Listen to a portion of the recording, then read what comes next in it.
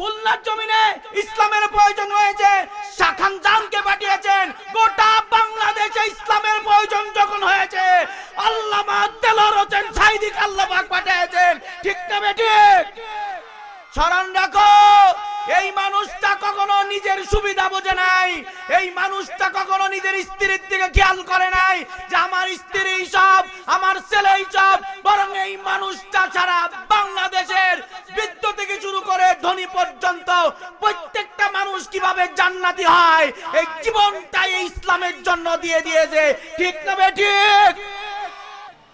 নাহমাদুহু ওয়া নাস্তাঈনুহু ওয়া নাস্তাগফিরুহু ونؤمن به ونتوكل عليه ونعوذ بالله من شرور أنفسنا ومن سيئات أعمالنا من يهده الله فلا مضل له ومن يضلل فلا هادي له ونشهد أن لا إله إلا الله وحده لا شريك له ونشهد أن سيدنا إيماننا إيمان طبيب قلوبنا ومولانا محمد الذي أرسله بالحق بشيرا ونذيرا وداعيا إلى الله بإذنه وسراجا وقمرا منيرا أما بعد সবাই পড়েন আউযু বিল্লাহি মিনাশ শাইতানির রাজিম বিসমিল্লাহির রাহমানির রহিম إن الله وملائكته يصلون على النبي يا أيها الذين آمنوا صلوا عليه وسلموا تسليما اللهم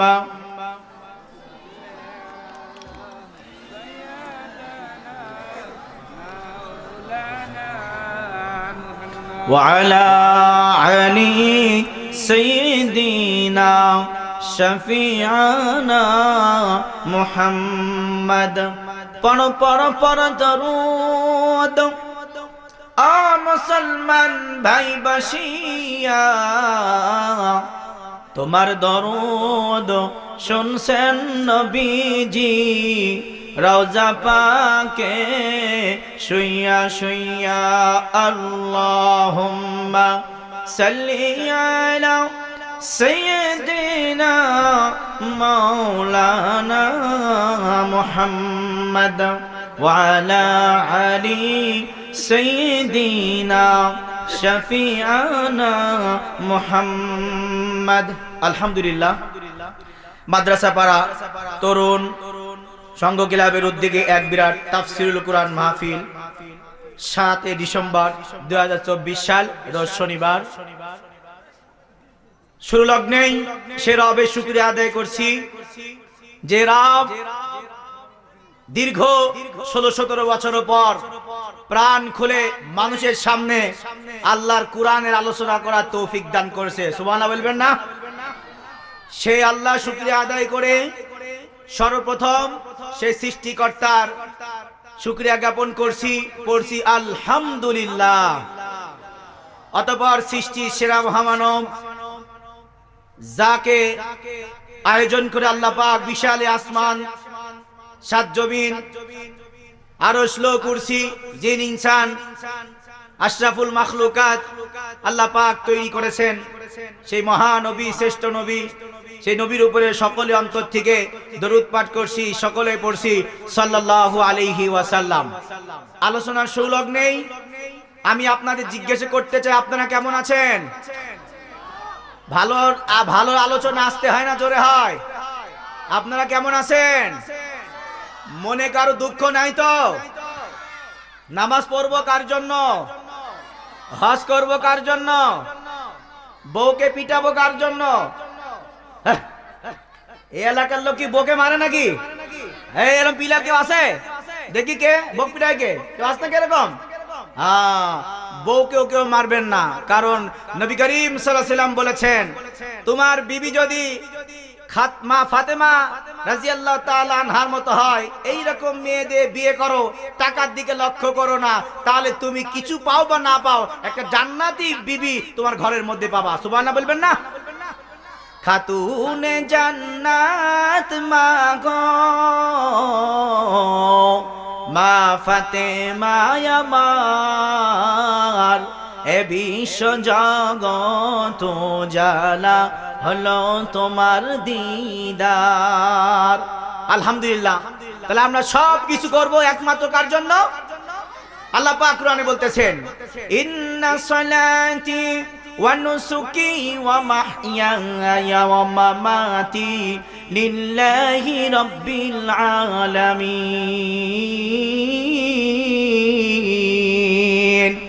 আল্লাহ বলেন নামাজ পড়বা আমি আল্লাহর জন্য, কুরবানি করবা তাও আমি আল্লাহর জন্য।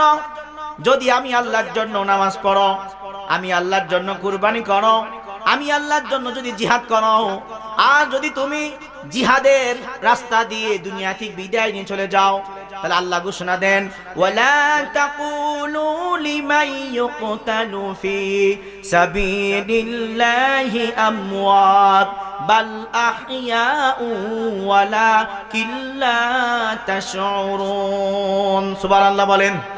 আল্লাহ পাক বলেন হে দুনিয়ার মানুষ, শুধু নামাজ নিজে পড়ে জান্নাত পাওয়া যাবে না, শুধু কুরবানি দিয়ে জান্নাত পাওয়া যাবে না, শুধু হজ করে জান্নাত পাওয়া যাবে না, বরং নামাজ নিজে পড়তে হবে, আবার নামাজ প্রতিষ্ঠার জন্য জীবন দিতে হলেও দেয়া লাগবে, ঠিক কিনা?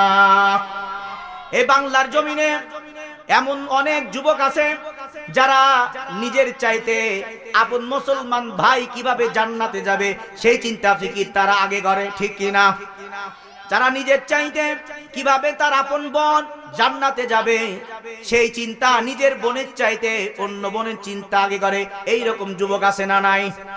এ বাংলার জমিনে এমন মানুষ আছে যারা নিজে এক ওয়াক্ত খেয়েছে কিন্তু মানুষদেরকে 3 ওয়াক্ত খাওয়ার চেষ্টা করেছে। কোন যুবক যেন টেন্ডারবাজি না করে, কোন যুবক যেন বেনামাজি না হয়, কোন যুবক যেন মেয়েদের দিকে না তাকায়, কোন যুবক যেন অন্যায় না করে, জিনা না করে। বাংলার জমিনে একটাই দল আছে যারা ইসলামের জন্য যুবকদের আহ্বান করে, তারা আর অন্য কেউ না, ইসলামী আন্দোলনের যুবকেরা, ঠিক কিনা? এই বাংলার জমিনে স্মরণ রাখো, এই বাংলার জমিনে রাজশাহীতে যখন ইসলামের প্রয়োজন হয়েছে আল্লাহ পাক জামাদ্দুমকে পাঠিয়েছেন, সিলেটের জমিনে যখন ইসলামের প্রয়োজন হয়েছে শাহজালালকে পাঠিয়েছেন, খুলনার জমিনে ইসলামের প্রয়োজন হয়েছে শাখানজানকে পাঠিয়েছেন, গোটা বাংলাদেশে ইসলামের প্রয়োজন যখন হয়েছে আল্লামা দেলোয়ার হোসেন সাঈদীকে আল্লাহ পাক পাঠিয়েছেন, ঠিক না বেঠিক? স্মরণ রাখো, এই মানুষটা কখনো নিজের সুবিধা বোঝে নাই, এই মানুষটা কখনো নিজের স্ত্রীর দিকে খেয়াল করে নাই যে আমার স্ত্রী সব, আমার ছেলেই সব, বরং এই মানুষটা সারা বাংলাদেশের বৃদ্ধ থেকে শুরু করে ধনী পর্যন্ত প্রত্যেকটা মানুষ কিভাবে জান্নাতি হয় এই জীবনটাই ইসলামের জন্য দিয়ে দিয়েছে, ঠিক না বেঠিক? ভাইরা আমার, আল্লাহ পাক কুরআনে বলেন দেখো নিজে শুধু নামাজ পড়বে এমনটা হলে হবে না, নিজে শুধু যাকাত দেবে এমনটা হলে হবে না, বরং নিজে আমল করবা, মানুষদেরকে আহ্বান করবা। ঘোষণাকার একটু জোরে বলেন ইয়া আইয়ুহার রাসূল, হে মুহাম্মদ রাসূলুল্লাহ, আপনাকে আমি নবী বানাইছি, আপনি শুধু বাড়িতে থাকবেন এমনটার জন্য নয়, বরং আপনি এক ওয়াক্ত নামাজ যদি পড়ে থাকেন মানুষদেরকেও এক ওয়াক্ত নামাজের জন্য 10 বার দাওয়াত দিবেন, ঠিক কিনা? এই পৃথিবীতে যত মানুষ ইসলামটাকে মেনেছে, ইসলামের উপরে জীবনটা দিয়ে দিয়েছেন, যারা কোরআনের কথা বলতে গিয়েছে তাদেরকেও একদিন আকপিস হোক বা না হোক, সরাসরি না পারলেও অ্যাঙ্গেলে এদেরকে রাতের বেলা বাড়িতে ঘুমানো দেয় না, ঠিক না বেঠিক? আল্লাহ পাক কুরআনে বলেন আমি আপনাদের আজকে এই সংক্ষিপ্ত টাইমে একটা বিষয় আলোচনা করব। আমার টাইম হলো 8:35 পর্যন্ত। এমন একটা মৃত্যু আছে যেই মৃত্যুর রাস্তা দিয়ে যদি কেউ দুনিয়া থেকে বিদায় নিতে পারে, আল্লাহ পাক তাদেরকে বিনা হিসেবে জান্নাতের মেহমান বানাই দিবেন। সুবহানাল্লাহ বলেন। আল্লাহ পাক কুরআনে বলেন, ওয়ালা তাহসাবান্নাল্লাযীনা কুতিলু ফি সাবিলিল্লাহি আমওয়াত বাল আহইয়াউ ইনদা রাব্বিহিম ইউরযাকুন। আল্লাহ পাক কুরআনে বলেন, যারা আল্লাহর রাস্তায় শহীদ হয়, যারা আল্লাহর রাস্তায় জীবনটা দিয়ে দেয়, যারা আল্লাহর রাস্তায় জীবনটা উৎসর্গ করে দেয়, তোমরা তাদেরকে মৃত্যু বলো না, তোমরা তাদেরকে মৃত্যু ঘোষণা বলো না, বরং তাদেরকে জীবিত বলো। কেন? যারা শহীদ হয়ে যায়, আল্লাহর জন্য জীবন দেয়, নবীর জন্য জীবন দেয়, ইসলামী আন্দোলন করে পৃথিবীর জমিনে ইসলাম প্রতিষ্ঠার জন্য জীবন দেয়, আল্লাহ পাক এই সমস্ত ব্যক্তিদেরকে বিনা হিসেবে জান্নাতের মেহমান বানাই দিবেন। সুবহানাল্লাহ।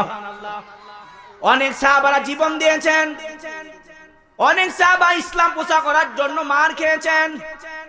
ওই সময় আমরা সাহাবাদের জীবনে পড়েছি, আর বাস্তবে জামাত ইসলামকে ওই সাহাবাদের আদর্শ আমরা সচক্ষে দেখতে পাই, ঠিক কি না ভাইরা আমার? ইসলামী আন্দোলন যারা করে, এরা কখনো হামলা মামলার ভয় করে না, এরা কখনো নিজের বাড়ি থাকবে কি না থাকবে ভয় করে না, এরা সব সময় উঠতে বসতে 24টা ঘন্টা চিন্তা করে কিভাবে আল্লাহর জমিনে আল্লাহর কোরআনের রাজ কায়েম হয়, ঠিক না ঠিক ভাইরা আমার? এরা সব সময় তাদের দিলের মধ্যে কোরআনের ওই আয়াতটা পালন করে। আল্লাহ পাক বলেন, ওয়া মাইয়ুতিইল্লাহা ওয়ার রাসূলা ফাউলাইকা মা'আল্লাযীনা আন'আমাল্লাহু আলাইহিম মিনান নাবিয়্যিনা ওয়াস সিদ্দীকিনা ওয়াশ শুহাদাই ওয়াস সালিহিন ওয়া হাসুনা উলাইকা রাফিকা। আল্লাহ পাক বলেন, যারা আল্লাহকে মানবে, নবী মুহাম্মদকে অনুসরণ করবে, এদেরকে আমি আল্লাহ কাল কিয়ামতের দিন সাধারণ মানুষের কাতারে দাঁড় করাবো না, বরং আমি আল্লাহ এই সমস্ত শহীদ মানুষদেরকে আমি আল্লাহ বিশ্ব নবী এবং শহীদ যারা হবে তাদের কাতারে আমি আল্লাহ এদেরকে দাঁড় করাইয়া জান্নাতুল ফেরদাউস দান করে দেব। নবী করিম সাল্লাল্লাহু আলাইহি সাল্লামের সাহাবারা কেমন ভাবে ইসলামটা জব্দ করেছেন, কিভাবে ইসলাম প্রচার করেছেন। মুতার প্রান্তরে যুদ্ধ চলতেছে, যুদ্ধের ডাক আসলো, আল্লাহর নবী সাহাবাদেরকে ডাকলেন, সাহাবারা সবাই আসলেন, বললেন লাব্বাইক ইয়া রাসূলুল্লাহ, আপনি অর্ডার করেন, আপনি যা বলবেন আমরা সেই কারেন্ট পিকআপ সেটা মানব। নবীজি বললেন, মুতার প্রান্তরে এখন তোমাদের যুদ্ধের জন্য রওনা দিতে হবে, কিন্তু আশ্চর্য বিষয়, অন্য যুদ্ধে কমান্ডার লাগে একজন, কিন্তু আজকে মুতার প্রান্তরে কমান্ডার থাকবে 3 জন। কয়জন? 3 জন। এক নম্বরে আল্লাহর নবী ঘোষণা করলেন, আমার পালক পুত্র যায়েদ বিন হারেস, কোথায় তুমি? কই লাব্বাইক ইয়া রাসূলুল্লাহ, তুমি হলাম প্রথম নম্বরে কমান্ড হবা, তুমি যখন দায়িত্ব ছেড়ে দিবা তখন তোমার পরে দ্বিতীয় কমান্ডার হবে জাফর বিন আবি তালিব, কোথায় তুমি? তিনিও দাঁড়িয়ে গেলেন। নবীজি বললেন, তোমার পরে এই ইসলামের পতাকা ধারণ করবে আব্দুল্লাহ বিন রাওয়াহা, কোথায় তুমি? উনিও দাঁড়িয়ে গেলেন। 3 জন কমান্ডার চিফ যুদ্ধের জন্য প্রস্তুতি হলেন। কমান্ডার একটা যুদ্ধের জন্য লাগে কয়টা? কিন্তু নবীজি ঘোষণা করলেন কয়টা? 3টা। তার মানে 3টা ঘোষণা করার সঙ্গে সঙ্গে তাদের বুঝতে বাকি থাকলো না যে 3 জুনাই আল্লাহর রাস্তায় শহীদ হয়ে যাবে। এই জন্য জাফর বিন আবি তালিব, যায়েদ বিন হারেস, তাকে বলা হলো, যাও তুমি তোমার বাড়ি থেকে বিদায় নিয়ে আসো। যায়েদ বিন হারেস ডাক দিয়ে, কি ইয়া রাসূলুল্লাহ, আপনি আমার বাপ, আয়েশা আমার মা, আমি আর কার কাছে বিদায় নিব? আপনার থেকে আমার বিদায় আপনি দোয়া করে দেন। নবীজি দোয়া করে দিলেন। এরপরে 2 নাম্বার জাফর বিন আবি তালিব, উনি বাড়িতে চলে গেলেন। ওনার একটা ছেলে ছিল, একটা মেয়ে ছিল। মেয়ের বয়স হলো ছোট্ট। বাড়িতে যাওয়ার পর ডাক দিলেন, বিবি তাড়াতাড়ি বিদায় দাও। যুদ্ধের ময়দানে নবীজি আমার 2 নম্বরে নাম ঘোষণা করেছেন, নিঃসন্দেহে যুদ্ধে আমি শহীদ হয়ে যাব, আমাকে বিদায় দিয়ে দাও। বিবি জাফর বিন আবি তালেবের গায়ে হাত দিয়ে দোয়া করে দিলেন, যাও ইসলামের জন্য তুমি যাও, যুদ্ধে যাও, তবে আল্লাহ যেন তোমাকে গাজী হিসেবে আমার দরবারে ফিরিয়ে দেয়। জাফর বিন আবি তালেব বলে, না গো বিবি, নবীজি আমার পরে আর একজনের নাম ঘোষণা করেছেন, নিঃসন্দেহে এই যুদ্ধে ইসলামের পতাকা উত্তোলন করতে যে আমি আল্লাহর রাস্তায় আমার জীবনটা দেয়া লাগবে। সুবহানাল্লাহ গণ। চলে গেলেন। যখন রওনা দিবেন, জাফর বিন আবি তালেবের স্ত্রী বারবার পিছন দিক থেকে ডাকে, স্বামী গো একবার হলেও আমাদের এখানে একটা রাত থেকে যান।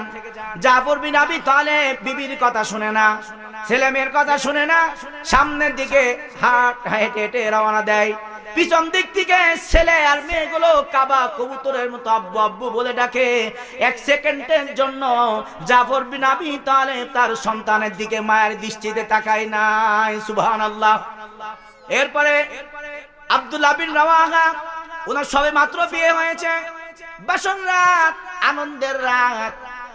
বিবির কাছে গেলেন, বললেন, বিদায় দাও, আমি এই যুদ্ধে যে আমি শহীদ হয়ে যাব।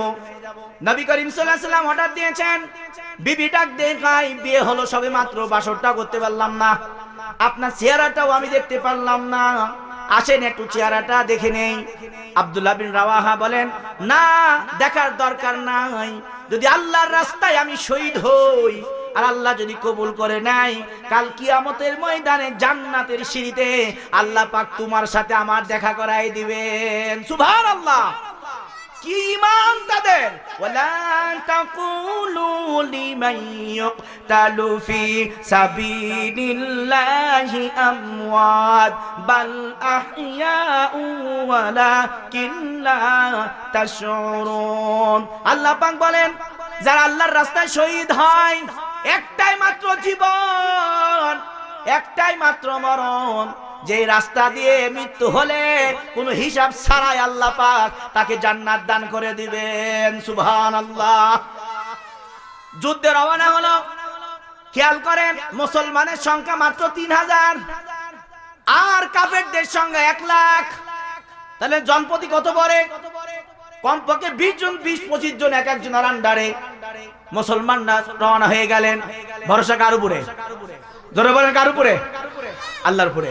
লা তাকনাতু মির রাহমাতিল্লাহ, নৈরাশ হয় না, চলে গেলেন। যুদ্ধ শুরু হয়ে গেল।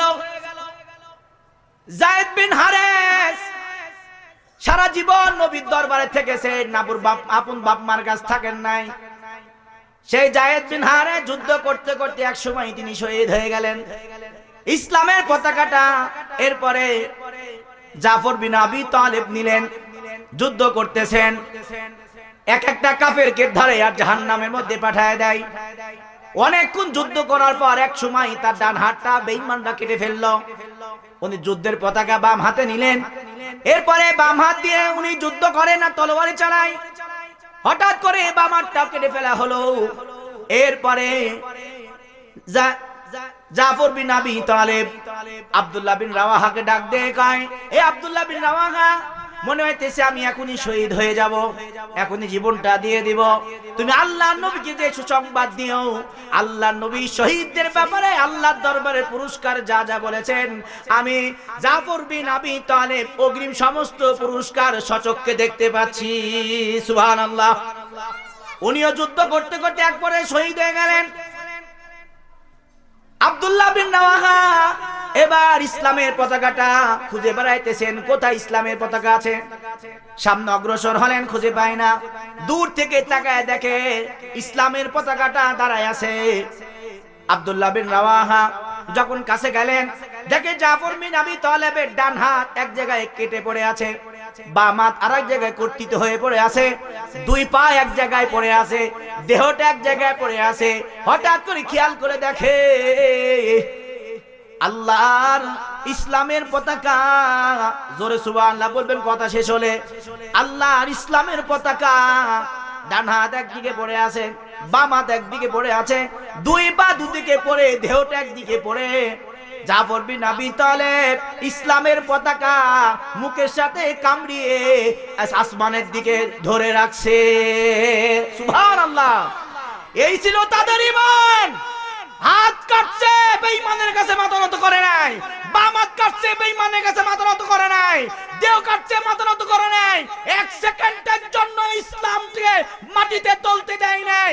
আমাদের বাংলাদেশেও আমরা দেখতে পাই যারা এই রাজনীতি করেছে 17 বছর এই মুসলমানের ভূমিকম্পে দেশ থেকে পালাইছে, কিন্তু ইসলামী জামাত ইসলাম একটা নেতাও দেশ থেকে পালায় নাই। ওরা ইসলামে পিঠে আছে, কিয়ামত পর্যন্ত থাকবে।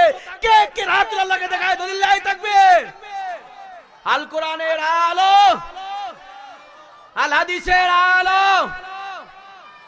এই সবাই ভালো আছেন তো? মনে খারাপ নাই তো? খুব খেয়াল করেন, আমরা এখন আর নত হওয়া সেই যুবকর নাই।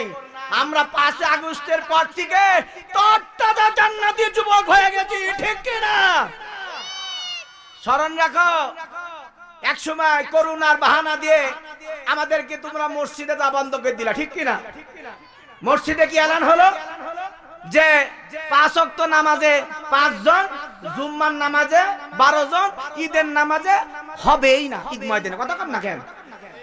আমার এলাকায় কি জানেন ভাই, যখন এই এলান পাস করলো, কিছু কিছু তরুণ যুবক আছে, এরা চিন্তা করে মায়ের খাবো তারপরও নামাজ পড়ি দম দিব। কথা কর না কেন? এরকম আছে না? আমরা যুবক মানুষ একটু দুষ্টামি করে বেশি, তো কিছু যুবককে বলা হলো এই তুই বাইরে দাঁড়ায় থাক, আর আমরা মসজিদে নামাজ আদায় করি।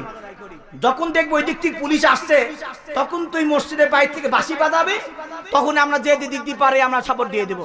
আল্লাহর কি ইচ্ছা ভাই, এশার নামাজে কবলি 2 রাকাত হয়েছে, 3 রাকাতে কবলি সেজদায় যাবে, এই সময় পুলিশ আসছে, ওরা বাইরে থেকে যে বাঁশি বাজাইছে, বাজার সঙ্গে সঙ্গে মুসল্লিও তোর ইমামও তোর। কথা কর না কেন?